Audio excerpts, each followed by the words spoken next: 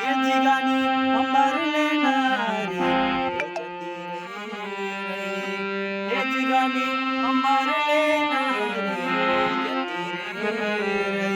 અરે જેને જોઈ અરે જેને જોઈ બસ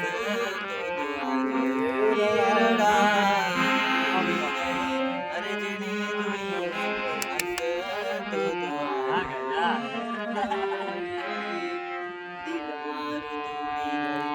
આજે